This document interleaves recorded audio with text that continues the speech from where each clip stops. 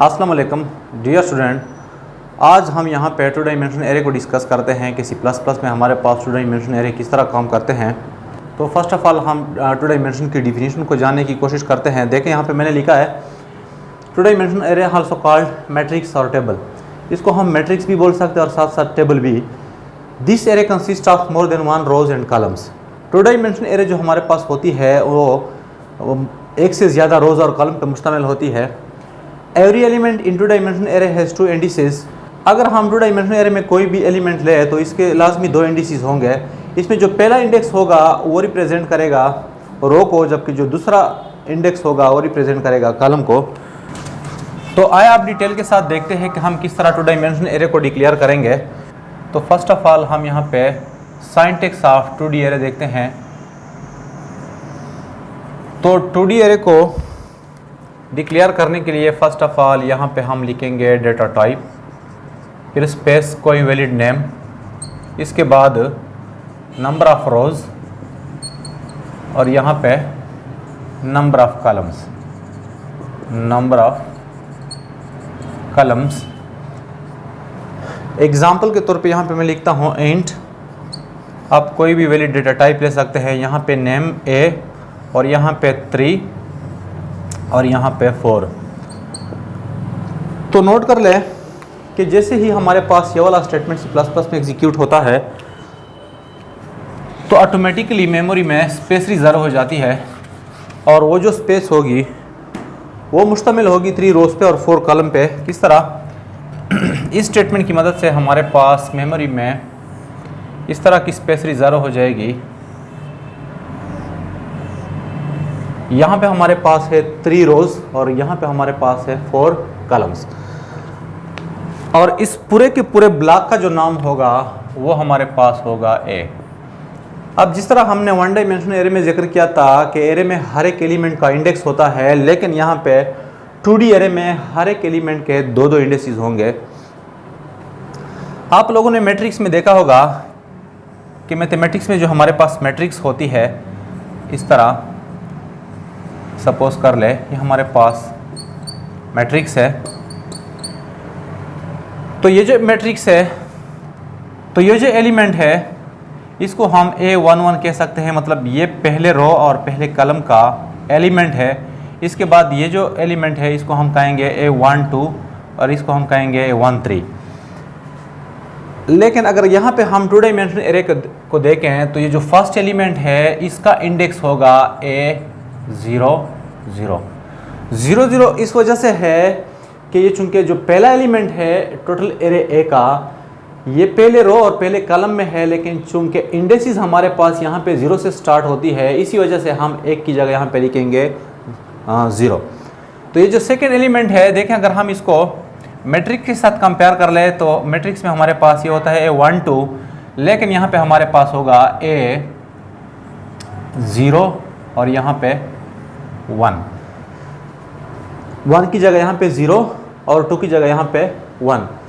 इसके साथ साथ ये वाला एलिमेंट जो है इसका इंडेक्स होगा 0 और यहाँ पे 2। लास्ट जो एलिमेंट है ये हमारे पास होगा 0 और यहाँ पे होगा 3। इस तरह अगर हम यहाँ पे आ जाएं तो इस एलिमेंट का इंडेक्स होगा हमारे पास A। क्योंकि हमारे पास ये सेकेंड रो है और फर्स्ट कॉलम है, तो सेकेंड रो की जगह हम लिखेंगे 1 और फर्स्ट कॉलम की जगह हम लिखेंगे 0। अब यहाँ पे लास्ट पे आ जाए, ये जो लास्ट एलिमेंट है ये बेसिकली हमारे पास आता है रो नंबर 3 में और साथ साथ कॉलम नंबर 4 में। तो इसका जो इंडेक्स होगा रो के लिए वो हमारे पास होगा 2, क्योंकि हमारे पास है देखिए 1 2 3 थर्ड रो, तो थर्ड की जगह हम लिखेंगे 2। जिस तरह मैंने जिक्र किया कि चूँकि इंडेक्स 0 से स्टार्ट होती है, इसी वजह से हम यहाँ पे एक कम लेते हैं। अब कॉलम को देखिए 1 2 3 4, तो 4 कॉलम है, लेकिन 4 की जगह यहाँ पे हम लिखेंगे 3। तो जिस तरह हमने वन डायमेंशन एरे में जिक्र किया था कि किसी भी एलिमेंट को एक्सेस करने के लिए हमारे पास दो रिक्वायरमेंट्स है, first of all name of the array and second index of the element. तो यहाँ पे भी बिल्कुल इसी तरह की सिचुएशन है कि किसी मखसूस एलिमेंट को एक्सेस करने के लिए हम नेम और इंडेक्स का सहारा लेंगे। तो देखते जाएं यहाँ पे मैं एक प्रोग्राम के ज़रिए क्लियर करने की कोशिश करता हूँ। तो यहाँ पे मैंने एक एरे डिक्लेयर किया int a 3 4। तो ये जो पहला इंडेक्स नंबर है ये जाहिर करता है नंबर ऑफ रोज़ की, और ये जो सेकंड है इसको हम कहते हैं नंबर ऑफ कॉलम्स। तो इस स्टेटमेंट की वजह से बिल्कुल इसी टाइप की मेमोरी रिज़र्व हो जाएगी। अब इस मखसूस एलिमेंट को मैं वैल्यू असाइन करना चाहता हूँ जो हमारे पास है फर्स्ट एलिमेंट। तो इसके लिए हमारे पास स्टेटमेंट होगा a 0 0 और इसको कोई भी वैल्यू आप असाइन कर ले। यहाँ पे मैंने असाइन की वैल्यू 17। इसके बाद यहाँ पे मैंने लिख लिया a 0 1 और यहाँ पे 18। तो यहाँ पे वैल्यू स्टोर हो जाएगी 18। इस तरह अगर इसको वैल्यू देना चाहूँ तो यहाँ पे होगा हमारे पास a 0 2 20। मतलब किसी भी एलिमेंट को वैल्यू असाइन करने के लिए हमें एरे का नाम, number of index number of row and index number of column. एक पॉइंट ये भी नोट कर ले कि यहाँ पे जो मैंने लिखा है 3 4 मीन्स 3 रोज 4 कॉलम्स, इसकी मदद से आप टोटल नंबर ऑफ एलिमेंट भी फाइंड आउट कर सकते हैं। यहाँ पे देखिए 3 × 4 हमारे पास आता है 12। तो अगर यहाँ पे हम काउंट कर ले तो यहाँ पे जो स्पेसिस है, मेमोरी लोकेशन है, वो भी हमारे पास 12 है। तो हम 2 डायमेंशनल एरे को इस तरह वैल्यू दे सकते हैं एंड सो ऑन। अब अगर मैं एरे के इन्हीं एलिमेंट को रन टाइम वैल्यू देना चाहूँ तो रन टाइम वैल्यू देने के लिए हमारे पास सी इन स्टेटमेंट इस्तेमाल होगा। तो इस तरह होगा, देखते जाएं। सी इन फिर यहाँ पे एक्सट्रैक्शन ऑपरेटर और यहाँ पे a 0 0। इसके बाद अगर आप यहाँ पे लिखना चाहें तो फर्दर हम लिखेंगे a 0 1 एंड सो ऑन। यहाँ पे हमारे पास सी इन a 0 2 a 0 3 and so on. अब हम 2 डायमेंशनल एरे को किस तरह इनिशियलाइज करेंगे तो ये भी ज़रा देखें। 2 डायमेंशनल एरे को बिल्कुल उसी तरह हम इनिशियलाइज करते हैं जिस तरह हम 1 डायमेंशनल एरे को करते थे, लेकिन यहाँ पे थोड़ा सा वो मेथड डिफरेंस है। तो देखिए यहाँ पे मैं int a 3 4, तो जिस तरह मैंने अभी जिक्र किया कि इस स्टेटमेंट की मदद से हमारे पास मेमोरी रिजर्व हो जाती है रैम में 3 रोज एंड 4 कॉलम्स। तो इनिशियलाइज करने के लिए हम इस तरह करेंगे कि यहाँ पे ब्रेसिस लेंगे। अब फर्दर इस तरह इंटरनल ब्रेसिस हम लेंगे ऑन द बेसिस ऑफ रोज। देखिए यहाँ पे हमारे पास 3 रोज है। तो इस सेट के अंदर, जिसको हम मैथमेटिक्स में सेट कहते हैं, इस सेट के अंदर फर्दर हम उतनी तादाद में सेट लेंगे जितनी तादाद में यहाँ पे हमारे पास रो हो। तो देखिए यहाँ पे हमारे पास रो है 3, तो एक सेट मैंने यहाँ पे लिया, फिर कॉमा, फिर एक और सेट, फिर कॉमा, फिर एक और सेट।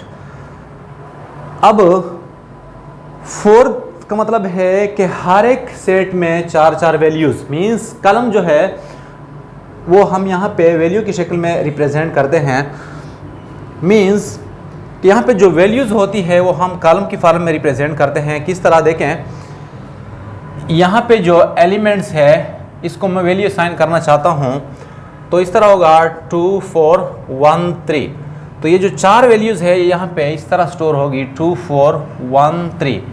इसके बाद जो सेकेंड रो है उसको अगर मैं वैल्यू असाइन करना चाहूँ तो आप अपनी मर्ज़ी के मुताबिक कोई भी वैल्यू दे सकते हैं। यहाँ पे मैंने वैल्यू असाइन की 4 5 5 6 4 5 5 6। इसके अलावा अगर यहाँ पे मैं वैल्यू दो 1 1 और 1 तो ये यहाँ पे स्टोर हो जाएगी 1 1 और 1। तो कहने का मकसद ये हुआ कि 2 डायमेंशनल एरे को हम इस तरह इनिशियलाइज करते हैं कि यहाँ पे हम इसको डिक्लेयर करते हैं, फिर असाइनमेंट ऑपरेटर, फिर यहाँ पे हम लिखते हैं ब्रेसिस, और ब्रेसिस के अंदर फर्दर हम सेट्स की फॉर्म में वैल्यूज असाइन करते हैं। और ये सेट की तादाद जो होगी वो बेसिकली रोज़ की तादाद के मुताबिक होगी, और सेट के अंदर जो वैल्यूज़ होंगे वो कॉलम्स की साइज़ के मुताबिक होंगी। देखिए यहाँ पे हमारे पास 3 रोज़ है, इसी वजह से यहाँ पे मैंने 3 सेट लिख लिए, और चूँकि यहाँ पे 4 कॉलम्स है इसी वजह से हमने हर एक सेट में 4 वैल्यूज़ असाइन किया।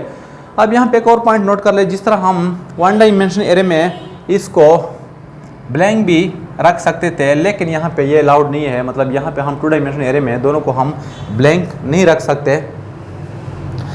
अब एक छोटे से प्रोग्राम के ज़रिए मैं फर्दर 2 डायमेंशन एरे को एक्सप्लेन करने की कोशिश करता हूँ।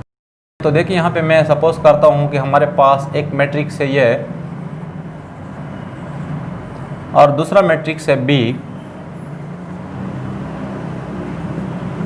इन दोनों को मैं ऐड करना चाहता हूँ तो हमारे पास मैट्रिक्स आ जाएगा सी और ये हमारे पास होगा इस तरह।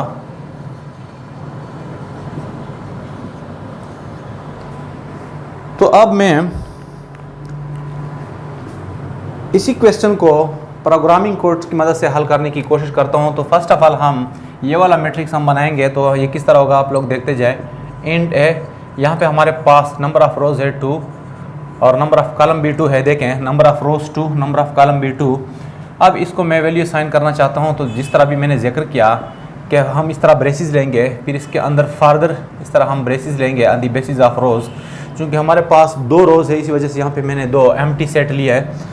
अब इन एम्प्टी सेट में मैं 2 वैल्यू असाइन करूँगा क्योंकि यहाँ पे जो नंबर ऑफ कॉलम्स है वो हमारे पास है 2। तो देखिए यहाँ पे मैं 5 2 यहाँ पे लिखूँगा 5 2 और यहाँ पे 3 8, तो वो हमारे पास हो जाएगी यहाँ पे 3 8। नेक्स्ट होगा इस तरह इंट ए 2 और यहाँ पे भी 2। तो देख सकते हैं आप लोग 3 1, तो 3 1 हमारे पास होगा इस तरह। इसके बाद 4 5 यहाँ पे होगा हमारे पास 4 5। अब मैं इन 2 मैट्रिक्स को इसमें ऐड करना चाहता हूँ। तो इसके लिए मैं एक और मैट्रिक्स लूँगा, मतलब 2 डायमेंशनल एरे लूँगा 2 और यहाँ पे भी 2। अब आप लोग देख सकते हैं कि ये जो एरे है इसमें ये जो एलिमेंट है इसको हम कह सकते हैं C0 0 और ये जो है इसको हम कह सकते हैं C0 और 1। ये जो होगा ये हमारे पास होगा C1 0 और ये हमारे पास है C1 और 1। तो आप लोग देख सकते हैं कि ये जो 8 है ये बेसिकली हमारे पास आता है 5 + 3। मतलब C0 0 जो है C0 0 ये बेसिकली आता है किस चीज़ से। ये जो एलिमेंट है इसको हम कह सकते हैं A0 0 और ये जो एलिमेंट है इसको हम कह सकते हैं B0 0। तो 5 और 3 की जगह हम लिखेंगे A0 0 + B0 0 और यहाँ पे सेमीकोलन। इसके बाद ये जो 3 एलिमेंट है ये बेसिकली C0 1 है और ये कम्बिनेशन है इन 2 चीज़ों का, इसका और इसका। इसको हम कह सकते हैं A0 1 और इसको हम कह सकते हैं B0 1। तो देखें C0 1 हमारे पास आएगा = A0 1 + B0 1। इसी तरह ये जो एलिमेंट है इसकी जगह हम लिखेंगे C1 0 और ये हमारे पास A1 0 + B1 और यहाँ पे 0। इसके बाद यहाँ पे C1 1, मतलब ये जो लास्ट एलिमेंट है इसको हम कहते हैं C1 1 और C1 1 जो है ये बेसिकली इन 2 का मजमुआ है और इसको हम कहते हैं A1 1 और इसको हम कहते हैं B1 1। तो मीन्स C1 1 = A1 1 + B1 और यहाँ पे B1। तो अब इन एलिमेंट्स को मैं स्क्रीन पे डिस्प्ले करना चाहता हूँ। तो इसके लिए मैं यहाँ पे लिखूँगा, आप लोग देखते जाए, Cout फर्स्ट एलिमेंट जो हमारे पास है C0 0। इसके बाद थोड़ा सा स्पेस, तो स्पेस के लिए यहाँ पे हम लिखेंगे \t। इसके बाद यहाँ पे हमारे पास आ जाएगा C और 0 1। इसके बाद यहाँ पे Cout ENDL। इसके बाद यहाँ पे Cout C1 0, यहाँ पे \t और यहाँ पे C1 1। तो जब हम इस प्रोग्राम को रन करेंगे तो फाइनली हमारे पास स्क्रीन पे दिखाई देगा 8 3 7 और 13। नेक्स्ट क्लास में हम टू डायमेंशनल एरे में फार लूप के इस्तेमाल के बारे में जानने की कोशिश करेंगे। तो आज के लिए बस इतना ही। अल्लाह हाफ़िज़।